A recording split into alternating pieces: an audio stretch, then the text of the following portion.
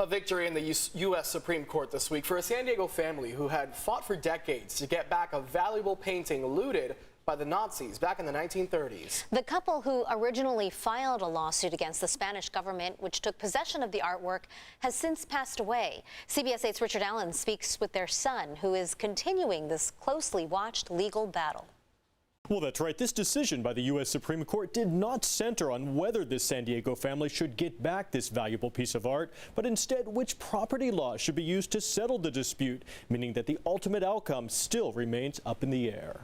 We're never going to stop. Former San Diegan David Cassirer calls the Supreme Court's decision this week a big victory as he carries on the legal fight begun by his parents, a battle to get back this painting looted by the Nazis more than 8 decades ago. It's a message all over this country and to other countries as well.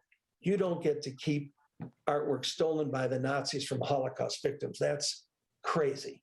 That is beyond the pale. The French Impressionist painting by Camille Pissarro, valued at tens of millions of dollars, was owned by David's great-grandmother, Lily Cassirer, and her husband, Otto, German Jews who had kept the artwork prominently displayed in their Berlin apartment. David says that his great-grandmother had to surrender it to the Nazis in 1939 in order to flee Germany. The painting was thought to be lost in the war, meaning destroyed.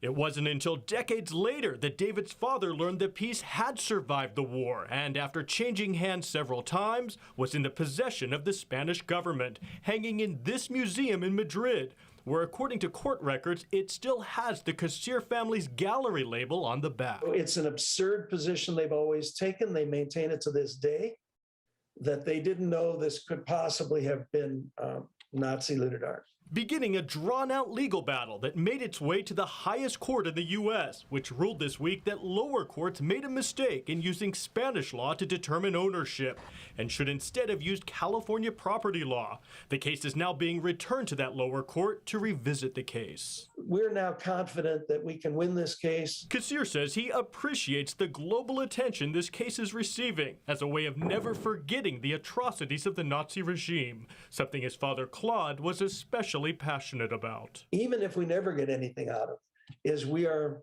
reminding people of what this means. And in a statement, the Madrid Museum, which is now displaying this painting, says that it is confident that the lower court will once again rule in their favor. David Cassirer, though, remains certain that justice will eventually prevail, saying, quote, "This is going to be seen through to its finish."